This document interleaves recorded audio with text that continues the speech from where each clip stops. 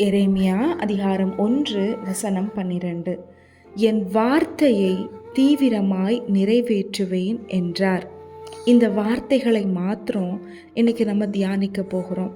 உங்கள் வாழ்க்கையில் கர்த்தர் அநேக வார்த்தைகள் வாக்குத்தத்தங்களை தந்திருக்கிறாங்க. அந்த வார்த்தைகளை எல்லாம் நான் தீவிரமாய் நிறைவேற்றுவேன் என்று இன்னைக்கு கர்த்தர் உறுதிப்படுத்துகிறாங்க. அநேக மாதங்களாயிருக்கலாம், நாட்கள், வருடங்கள் கூட கழிந்திருக்கலாம்.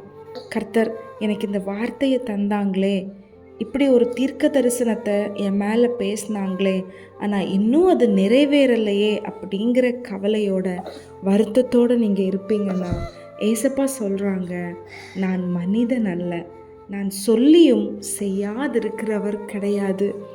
நான் உன்னை உண்டாக்கின உன்னுடைய தகப்பனாக இருக்கிறேன்.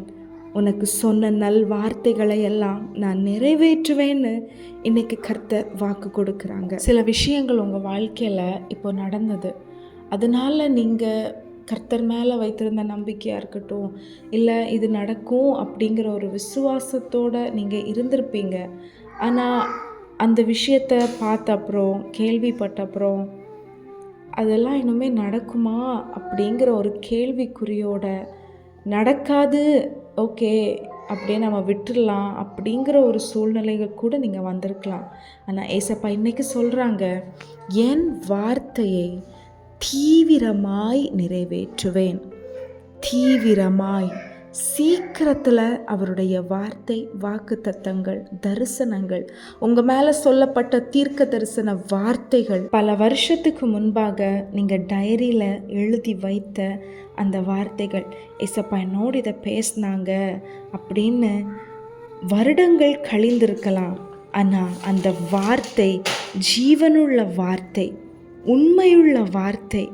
அவர் வார்த்தையை நிறைவேற்றுகிறவர். நீங்கள் டைரியில் எழுதி வைத்த அந்த வாக்குத்தத்தங்கள் உங்கள் வாழ்க்கையில் சீக்கிரமாக தீவிரமாய் நிறைவேறப் போகிறது. சில கொண்டாட்டங்களை உங்கள் கண்கள் பார்க்க போகிறது, உங்கள் காதுகள் கேட்க போகிறது. ஆமேன்னு சொல்ல ரிசீவ் பண்ணுங்க.